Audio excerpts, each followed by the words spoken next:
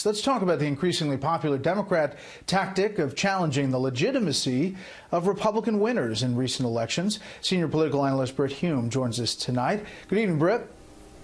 Hi, Brett. Hey, I want you to listen to we certainly do see a lot of this, don't we? I wanted you to listen to the speech out of Georgia. First of all, the concession, non-concession, and then she was asked about the fact that Brian Kemp is going to be governor-elect now. Take a listen. Democracy failed Georgia. This is not a speech of concession. Because concession means to acknowledge an action is right, true, or proper. As a woman of conscience and faith, I cannot concede that. Is he the legitimate governor-elect of Georgia? He is the person who won an adequate number of votes. You're not using the word legitimate. Is he the legitimate governor-elect of Georgia? He is the legal governor of Georgia. Brett. Well, I got to say, Brett, if you were ever looking for an example of what the term double standard means, you could hardly do better than these claims of illegitimacy that have surrounded not only the Georgia race, but President Trump's original election also, not to mention all the monkey shines that have gone on down in Florida. And every time the Republicans were critical of the way the ballots were being handled in two particular counties down there where there were obvious, clear, and court-determined irregularities, they were accused of undermining democracy. But these complaints about the president and the complaint that Stacey Abrams has about the election in Georgia are not met with the same accusations. Indeed, they're participated in by such leading Democrats as Hillary Clinton, of course, and Sherrod Brown, the senator from Ohio, who also seems to think he might run for president. So there you have a wonderful example of it. It's okay for Democrats to criticize these election outcomes and declare them illegitimate, but if Republicans raise questions, even in the face of obvious irregularities, that's undermining democracy. Wonderful.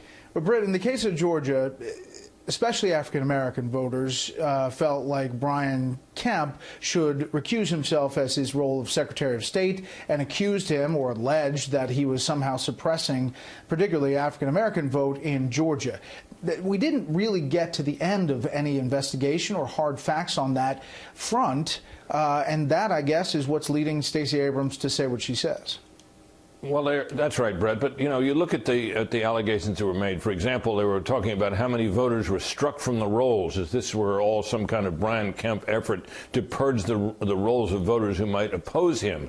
In fact, there's a state law that has to do with inactive registrations, people who haven't voted, and it calls for their removal from the rolls after a certain period of time. It's all set by law.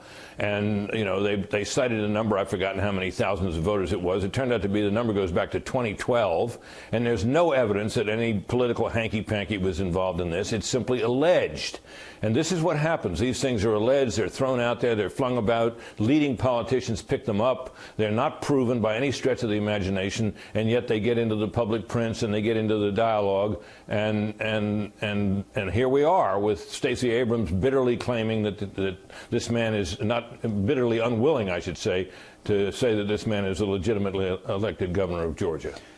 Yeah, if Republicans were really good at suppressing the vote across the country, they didn't seem to do a great job for Democrats voting this time. No, and not only that, have we ever had such turnout nationally in a midterm election? We never have in my memory, Brett. So if Republicans are suppressing the vote, as you suggest, they're doing a damn poor job of it.